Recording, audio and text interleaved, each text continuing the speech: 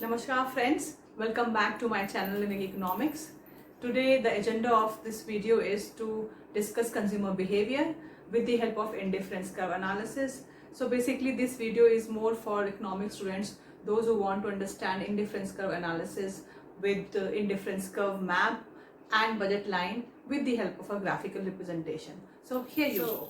The theory of consumer behavior in economics deals with unlimited wants, limited budget, and consumer has to decide among different choices available to him, one good over the other. We will explain this video with the help of few concepts. One definitely is the concept of utility, specifically marginal utility, and then law of diminishing marginal utility, and then we will go back to the indifference curve analysis. Okay, so the first thing we need to understand is what is utility. Utility in economics is defined as wants satisfying power of a commodity. Means if you consume that commodity, it will satisfy your want. For example, if you want to eat ice cream, you have utility for ice cream, and the moment you consume it, it satisfies your want. If you want to wear a new dress in a New Year party, you have utility for that particular dress, and if you wear that dress in a New Year party, it will satisfy your want. In the same manner, cigarettes, though it is injurious to health, has utility for all the smokers. It has positive utility for the smokers, and when they smoke it, it satisfies their want. So this is how utility plays a major role in the decision making of a consumer. A consumer has a utility for particular good, he would want that, he or she would want that. If a consumer doesn't have a utility for particular good, he may not be interested in consuming that. For a person who drinks alcohol has a great utility for them. For those who are teetotaler, alcohol doesn't have any utility for them. So this is how you choose between which good you want to purchase and consume and which good you would not prefer at all.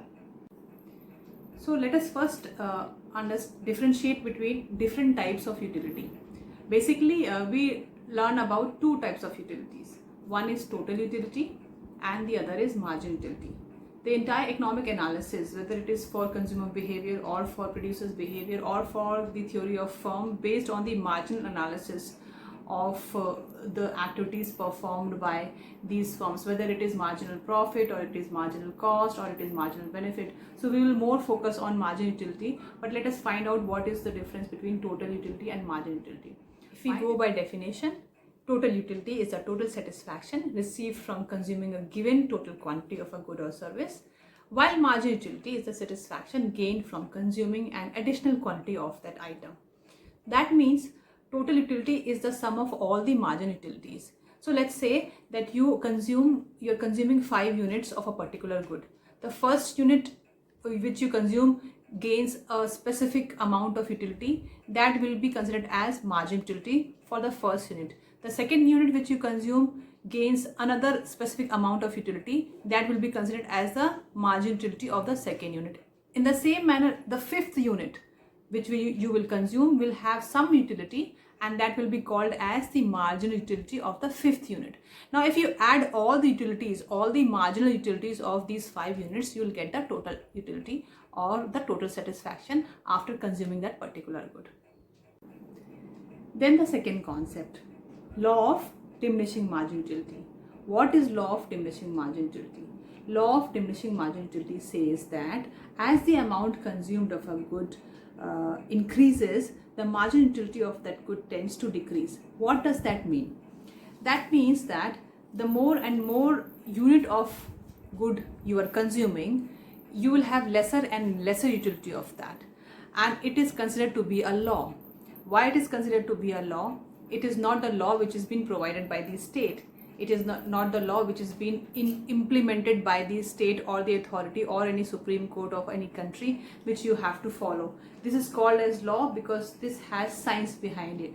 This has human science behind it, and it is being experienced everywhere. Mostly, very rarely you will find any exception to law of diminishing marginal utility.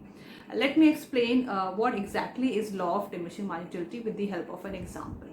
And before this explanation, let me tell you that there are few assumptions we make when we discuss, when we try to explain what is law of diminishing margin utility, and the assumptions are that that particular good should be consumed continuously without any break and during a period of time. It also says that there should be a specific amount. The amount should not be very less. If the amount is less and not in appropriate quantity, then this law may not apply. So let's say you are very hungry, and definitely you have a utility for lunch or food for that particular period of time. Now let's say that your capacity to satisfy your hunger is 4 rotis, right, or 4 breads. So when you eat the first roti or the first bread, you satisfy some amount of your hunger. That is the marginal utility of the first bread which you consume. When you take the second bread, you again satisfy some amount of your hunger. But this time, if you have observed, and if you go next time you have lunch or dinner, you go and you will observe that the second bread is giving you a lesser satisfaction compared to the first bread, because when you consume the first bread you were very hungry, so the utility for second bread is little lesser. Then you eat the third one, and definitely you must have observed that the third roti gives you lesser satisfaction compared to the second one, and obviously to the first one. Fourth roti or bread will satisfy your hunger completely, but it will come with a lesser amount of marginal utility compared to the third one and obviously to the first one. Now there is no space in your stomach for having the fifth bread. This means that you do not have any utility for the fifth bread, and your utility for the marginal utility for the fifth bread is 0 at that particular period of time when you have consumed rotis continuously without any break. Now if suppose someone gives you the fifth bread and forces you to eat, you may find it a little full, or maybe pukish, or maybe kind of vomiting. That means you have now disutility for that particular good, or your marginal utility is negative in that sense. That is exactly how the books explains about negative margin utility, right? Because it reduces your total utility from whatever you have consumed. Now what will be the total utility out of these 4 breads which you have consumed? Definitely is the amount of satisfaction, total amount of satisfaction which you have gained, adding all the margin utilities of the first, second, third and fourth bread. So this is how you see how law of diminishing margin utility operates in your daily life, in any of the activities which you perform. I'll give you the live example of my life experience of how this law of diminishing margin utility has operated even with a kid who has no idea about what is economics and all. So this is my daughter, when she was 4 years old, or maybe she was 5 years old, I gave her 5 chocolates, 5 toffees to eat, and then I thought of having 1 toffee from her.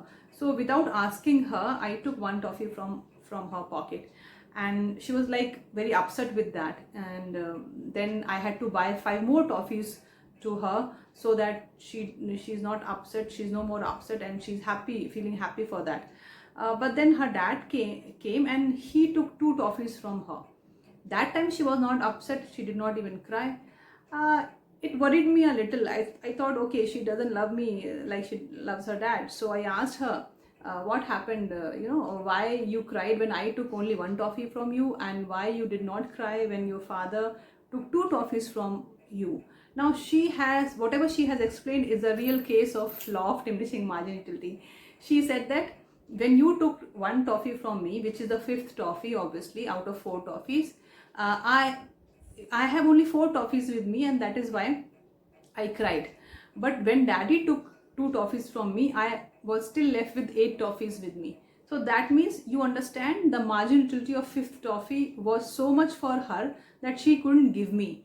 But the margin utility of 9th and 10th toffee for her has decreased down, where she could spare 2 toffees for her dad and without being upset or without getting upset, or without crying, or craving for more toffee. So you see, she has never learned all these terminologies of economics. She was not even knowing what is economics, but she was applying her brain of, which is only 4 years of age, that how a human being, whether he's a 4 years or she's a 4 years or a 40 years, will be applying these theories of economics, which is based on human science mostly. So you see how law of diminishing marginal utility operates in our everyday life, whether you want it or you don't want it, and based on your conscious, your subconscious activities, we have formed these theories. Economists have formed these theories, and they have mentioned these things in a book. So since I do not want law of diminishing marginal utility operates while you watch my videos, I'll make sure that I break the assumption of continuous watching.